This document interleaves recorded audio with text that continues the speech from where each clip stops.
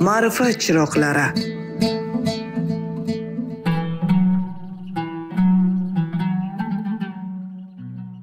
Assalomu alaykum muhtaram tinglovchilar.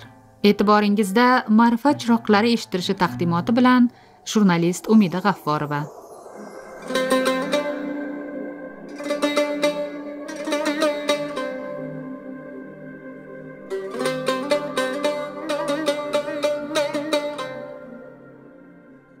Dunyoda yuzlab xalqlar, minglab millat va elatlar bor. Nima uchun birgina odam ato va momo havodan tarqalgan bani odam turfa qiyofalarga, turli millatlarga ajralib ketdi? Bunda Alloh taoloning qanday hikmati va mo'jizotlari pinhon etilgan? Bu haqda albatta olim ulamolar o'z fikrlarini bayon etishgan. Ammo vaqtlar o'tib odamlarning boshqa qavmlarga, millatlarga bo'linib ketishida eng avvalo ma'naviy ruhiy dunyoqarash, iymon va ixlos darajalari, savob va gunoh masalalarida zid turmush tarzini yashashlari ham katta sabablardan biri bo'lganiga hech shubha yo'q. Allohning so'nggi rasuli, buyuk elchisi bo'lmish ikki olam sarvari payg'ambarimiz Muhammad Mustafa sallallohu alayhi va sallam musulmon ummatining yo'lboshchisi hamda komil qiyofasidir. Ul zotga haqli ravishda voris bo'lgan aziz va avliyolar, olim va ulamolar, donishmand valilar esa nafaqat ummatning, balki o'z millatining ham qiyofasidir desak, balki xato qilmasmiz. Ammo ojizona fikrimiz bayonida aytmoqchi bo'lganimiz shuki, har bir millat o'z azizlarining hayoti, ijodi va ma'naviy merosiga befarq bo'lishga aslo haqqi yo'q. Chunki millatning millat bo'lib shakllanishida ularning cheksiz xizmati va fidoyiliklari mujassam etilganki, ba'zan bir millatni ma'lum bir shaxssiz tasavvur etish ham mushkul. Xususan turkiy qavmlarning iftixori, so'z mulkining sultoni bo'lmish Alisher Navoiy hazratlari va ularning xalq va din g'amida avlodlarga qoldirgan buyuk merosisiz o'tmish adabiyotimiz katta bir bo'shliqdan iborat bo'lardi. Navoiy adabiyotisiz tariximizni g'arib deb tasavvur etsak-u, uning borligidan g'ururlanib, ammo o'qib uqmasakchi, unda kimmiz? Nima uchun odamzod meros deganda eng avvalo moddiy vositalarni nazarga iladi? Tafakkur boyligi uchun har qanday duru javohirdan ustun bo'lgan ma'naviy ma'rifiy vositalarga loqaydlik ila munosabatda bo'ladi. Bu masalada bir millat o'laroq bizning ijtimoiy axloqiy, ma'naviy ruhoniy ahvolimiz qay holatda? Biz Navoiyni kim sifatida o'rganishimiz kerak? Kalta tasavvurlarga ko'ra Navoiyni shoir deyishdan boshqa sifat bera olmaydiganlarga bu tabarruk zotni kim deb tanitaylik? Qadrli muxlislar, Navoiyni o'rganish millat va uning kelajagi bo'lgan yoshlar hayoti va ikki dunyolik saodati uchun nihoyatda muhimdirki, bu masalaga ko'z yumib ketish biz avlodlarga aslo yarashmaydi. Zero ajdodlar o'giti va merosidan to'g'ri foydalanmaslik millat uchun katta yo'qotishlarga sabab bo'lishi mumkin. Ayni shu maqsadda Ma'rifat chiroqlari eshittirishida Hazratning Hayratul Abror asari va uning sharhi bilan sizlarni tanishtirib borishni maqsad qildik. Mavzuni yoritishda Hayratul Abror asariga sharhlar yozib, kitob holida o'quvchiga taqdim qilgan yosh navoiyshunos Akrom Malikni taklif qilganmiz. Ushbu tadbirimiz Navoiyni millatga yaqinroqdan tanitishga kichik bir turtki bo'lishiga umid qilamiz. Bismillahirrohmanirrohim. Robbi ishroh li sadri va yassir li amri wahlul 'uqdatan min lisani yafqahu qawli. Robbi yassir va la tu'assir va tammim bil khair. Assalomu alaykum va rahmatullohi va barakatuh. Bugungi suhbatimizda Alisher Navoiy hazratlarining hamsalaridagi birinchi doston Hayratul Abror haqida suhbatlashdik. Bugun bizga Alisher Navoiy nima uchun kerak va qanchalik kerak degan bir savol nazarimda dolzarb. Millatimizni, xalqimizni shu kecha kunduzdagi ijtimoiy, moliyaviy yoki siyosiy, ma'naviy hayotiga nazar soladigan bo'lsak, chuqurroq qaraydigan bo'lsak, juda ham ko'plab muammolar ichida ekanimiz oydinlashadi. Va bu shunday muammolarki, faqat bir mintaqaga, bir mamlakatga emas, balki umum insoniy ahamiyat yoki umum insoniy qiymat yoki umum insoniy dolzarblik kasb etayotgan bir muammolardir. Har bir inson hayotda yasharkan hayotini bir qat'iy asosga, tamal ustiga qurishni istaydi. Agar u inson o'zini anglab yetgan bo'lsa. Ya'ni bu tamal, qat'iy asos deganimiz bu bir tushuncha, bir e'tiqod, bir g'oya demakdir. Hayotdan yashashdan maqsading nima deb savol berilganda hamma o'z g'oyasidan kelib chiqib javob beradi. Va barcha buyuklar, faylasuflar, insoniyat tarixida o'z izini qoldirgan mutafakkirlar aynan mana shu savol, mana shu muammo atrofida fikr yuritishgan. Ularni klassik maqomga yoki mumtozlik maqomiga olib chiqqan asosiy sabab aynan mana shu masala atrofida fikr yuritishganidir. Demak, bu masalani birinchi tomoni, men aytmoqchi bo'layotgan gapning birinchi tomoni. Endi ikkinchi tomoniga o'tamiz. Har bir millatni o'ziga xos xususiyatlari bo'lishi kerak. Agar o'zbek bilan o'risni, ingliz bilan karisni farqi bo'lmasa, bularni nomlanishini ahamiyat qolmaydi. Faqatgina hudud jihatdan yashaganligi uchun bir xalq, bir nom bilan atalishini o qadar qizig'i yo'q. Balki har bitta millatni, har bitta qavmning o'zini zehniyati bo'lishi kerak, o'zini fikrlash yo'nalishi bo'lishi kerak va bu boshqalarga o'xshamasligi kerak. Bu narsa urf-odatlarda, hayotga bo'lgan munosabatda, o'zaro muomalalarda ma'lum bo'ladi. Deylik, o'zbekning urf-odati o'risnikiga o'xshamaydi, kiyinishi o'xshamaydi va mana shu kiyinishi, o'zini tutishi, yurishi barchasi uni hayotini mazmuni hisoblangan iymoni, aqidasidan kelib chiqib shakllanadi. Har qanday bir millatni tashqi qiyofasiga, zohiriga nazar solsak, bu uni ichki dunyosini ko'zgusi hisoblanadi. Chunki u qanday fikrlasa, qanday e'tiqodda bo'lsa, qanday g'oya uchun yashasa, aynan mana shu narsa uning xatti-harakatlarida, kiyinishida, yashashida, turmush tarzida aks etadi. Jaloliddin Rumiy hazratlari deydilarki, agar suvoriy ot boshini mahkam tutmas ekan, borar manzili oxirdan boshqasi bo'lmas. Rumiyga ko'ra bu yerda suvoriy inson ruhi, ot esa uning jismidir. Oliy maqom ila yaratilgan va yaratgandan bir nafas olib jonlangan Bani Odamga nafs eng katta sinov qilib berildi. Tan rohati odamning avvalgi maqsadi bo'lar ekan, ruh ham oxir atrofida aylanaveradi. Uni qanotlari kesilgan va qo'l oyoqlari bog'langan holda tasavvur qiling. Aslida tanni ham oliy darajalarga chiqarishga qodir yaratilgan bu ruh endi nafs ixtiyoriga topshirilgan mahkumdir go'yo. Ming afsuski, bugun juda ko'pchilik insonlar o'z ruhiyatini xuddi shu holatda zindonda saqlagan kabi saqlamoqda. Axloqiy mezonlar buzilgan, zamonaviylik niqobi ostida millat kelajagiga qattiq tahdid ketayotgani esa sir ham bo'lmay qoldi. Ommaviy madaniyatga esa xuddi o'zimizniki kabi o'rganib qolmoqdamiz. Bu dahshatlarga allaqachon to'xta deyish vaqti kelgan. Bugun insoniyat umuman yoki bizni millatimiz, xalqimiz qanday g'oyalar uchun, qanday e'tiqod uchun yashayapti, qanday maqsad uchun yashayapti degan savolni qo'ysak, bu 100 yil oldingi deylik, mana shu savolning javobi qanday bo'lgan bo'lsa, bugun o'zgargan. Yoki 200 yil oldin bu savolning javobi boshqacharoq edi, yoki Alisher Navoiyning davrida boshqacharoq edi va bugun mutlaq o'zgarib ketdi. Xo'p, bu o'zgarish bizni foydamizga xizmat qilyaptimi? Alisher Navoiy hazratlarining davrida, masalan, u kishining asarlariga suyanib xulosa qiladigan bo'lsak, Alisher Navoiy olamni yaratgan yagona Haq taoloning rizosini topish uchun yashashni oliy maqsad deb bilgan va butun asarlari, yozganlari aynan mana shu maqsadni har bitta jihatini noziklik va daqiqliklari bilan yoritib berishga bag'ishlangan. Bugun insoniyatning katta qismi nima uchun yashayapti desak, bugun insoniyatning katta qismi huzur va safo uchun, moddiy va vujudiy yoki jismoniy bir lazzatlar uchun yashayotganligini guvoh bo'lamiz. Bu narsa global ko'rinish kasb etdi. Ya'ni yer yuzining qaysi nuqtasiga bormang, aynan mana shu g'oyani ustuvor ekanligini ko'rasiz. Qaysi bir xalqqa murojaat qilmang, asosiy taqdim qilinayotgan materiallar yoki asosiy ehtiyoj bo'lgan mahsulotlar aynan insonni huzur halovati uchun, ko'ngil xushligi uchun xizmat qilishga yo'nalganini ko'ramiz.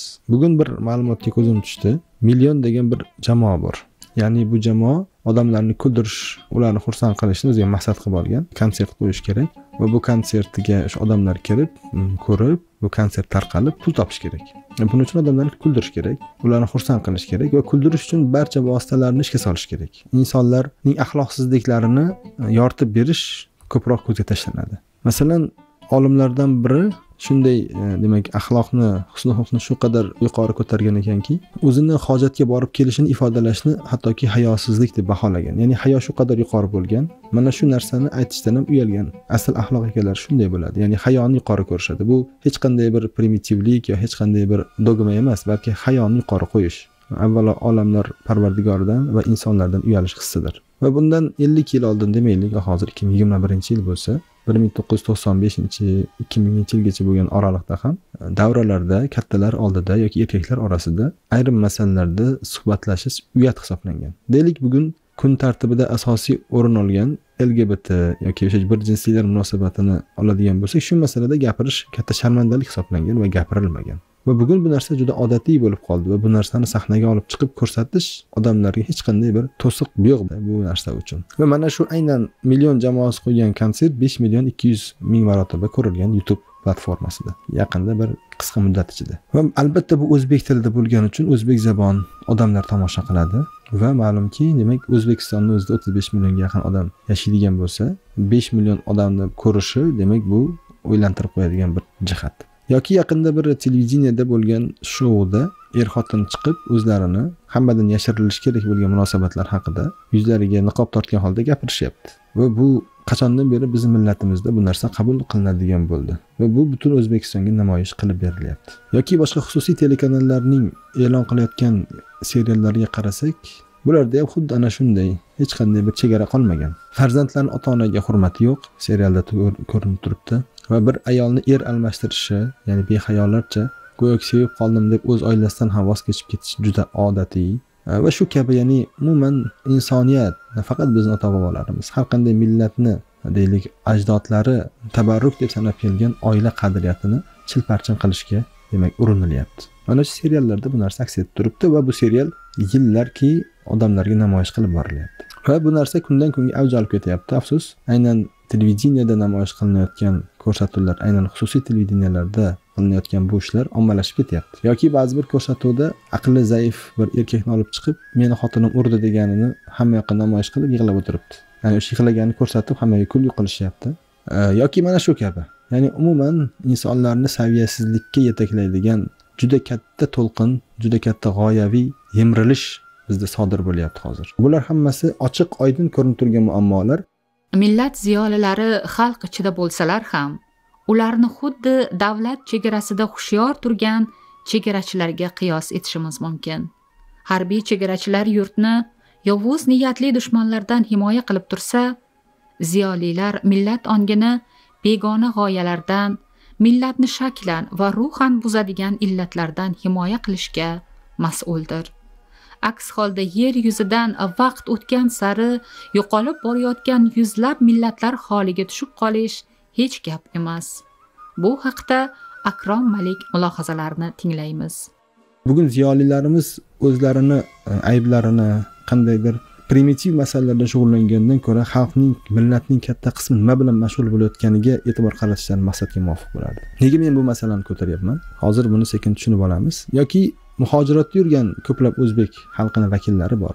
Ularning ma'naviy dunyosi qanday degan savol hech kim o'ylantirmaydi. O'zini saqlab, o'zini iymon e'tiqodini yashab yurgan pok insonlar bilan birgalikda o'zini ma'naviy tayanchini yo'qotib qo'ygan odamlarimiz benihoya ko'p. Biz bugun bu achchiq haqiqatni tan olishimiz kerak. Bu narsadan aylanib o'tish haqqimiz yo'q. Demak, men aytmoqchimanki, biz millatni, xalqni kelajagini o'ylar ekanmiz.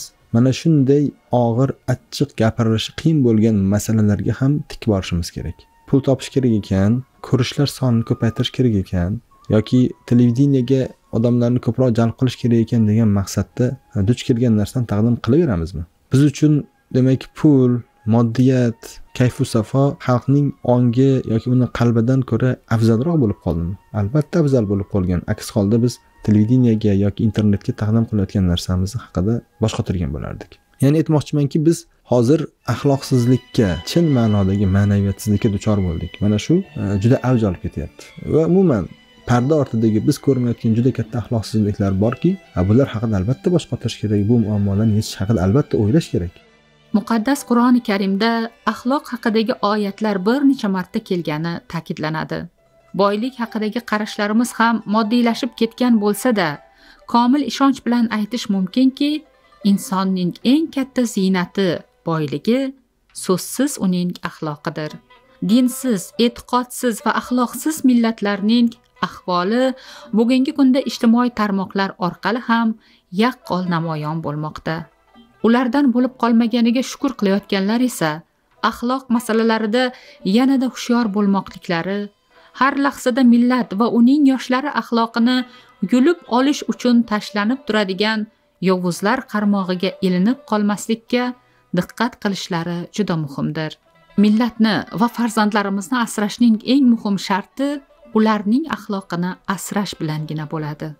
Bizning e'tiqodimizga ko'ra, har qanday axloqsizlik, hayosizlik millat boshiga juda katta balolarni keltiradi. Avvalo naslni buzilishiga olib keladi, nasabni buzilishiga olib keladi, millatning sharafini yo'qotadi, jasoratni yo'qotadi, haqparvarlikni yo'qotadi, qo'rquvni ziyoda qiladi, tobelikni ziyoda qiladi, mustaqillik va ozodlikni boy berilishi uchun asos vazifasini o'taydi. Bizni 19-asrda Chor Rossiyasiga istilo bo'lib, ularni bizni bosib egallab olishini bosh sababi aynan axloqiy tanazzul hisoblangan. Buni hech kim inkor qila olmaydi. Ya'ni axloqiy tanazzul mana shu davlatlarni parokanda bo'lishiga, millatlarni qul bo'lishiga olib boradi va buni hech kim inkor qilmasligi kerak.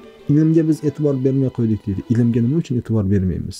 Aynan axloqni buzilganligi uchun ilm unutiladi. Chunki odamlar ilmdan ko'ra tana va jism lazzatlarini birlamchi qo'yadi.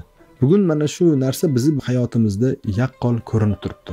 Shaharlarda, tumanlarimizda har qadamda qurilayotgan saunalar, to'yxonalar. Nima uchun o'sha odamlar kutubxona qurishmayapti tuman markazlariga? Ya'ni pul keladigan soha bizga afzalroq. Chunki odamlarning ehtiyoji aynan mana shunday narsaga, ya'ni jismning ehtiyojini qondirishga qaratildi. Shu ketishda ketadigan bo'lsak, biz butkul ma'naviyatimizni boy berib qo'yamiz. Ma'naviyatni boy berish degani fikriy mustaqillikni boy berish demakdir. Va bu narsa har bir ziyolini o'ylantirish kerak. Ziyolilar bas qilsinlarki, o'zaro qandaydir bir mayda-chuyda masalalar bilan shug'ullanishni endi bir milliy uyg'onish haqida, ya'ni xalqni ma'naviyatini yoki chin ma'nodagi qalbidagi ruhoniyatni pokligi haqida o'ylash kerak. Jadidlar faoliyatiga qaraydigan bo'lsak, masalan, Qodiriyni olamizmi, Avloniyni olamizmi, Fitratni olamizmi, barchasi ko'targan muammolarni o'zagida shu axloq masalasi turadi. Poraxo'rlik deb aytamiz, haromxo'rlik deb aytamiz. Bularning hammasi aynan axloqiy mezonlarni buzilishi turadi. Shunday bir muammoga duch keldikki, endi biz o'zimizning axloqimizga qaytishimiz kerak. Ma'naviyatimizga qaytishimiz kerak. Ya'ni ruhoniy pokligimizga qaytishimiz kerak.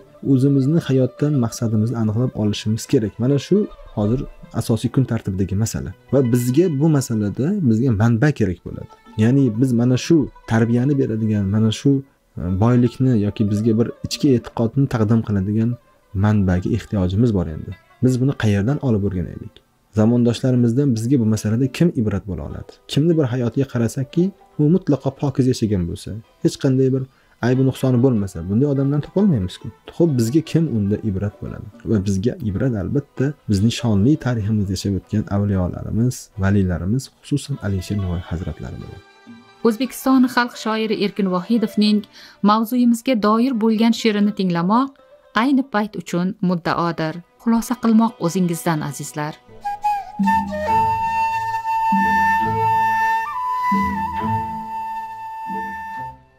O'zbek Navoiyni o'qimay qo'ysa, oltin boshning kalla bo'lgani shudir.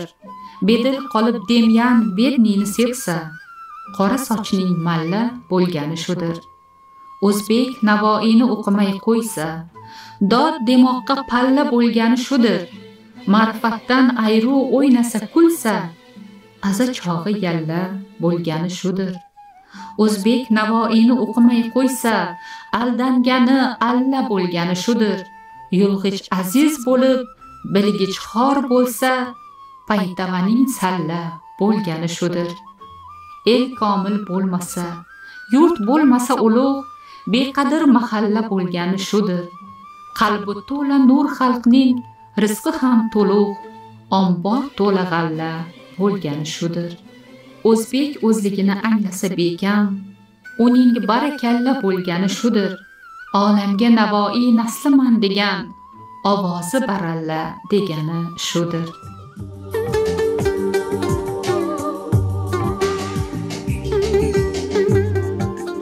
Qadrli muxlislar, siz Ma'rifat chiroqlari eshittirishida navoiyshunos ijodkor Akrom Malik bilan Navoiy ijodiyotining ahamiyati va Xayratul Abror asari haqidagi eshittirishimizni tingladingiz.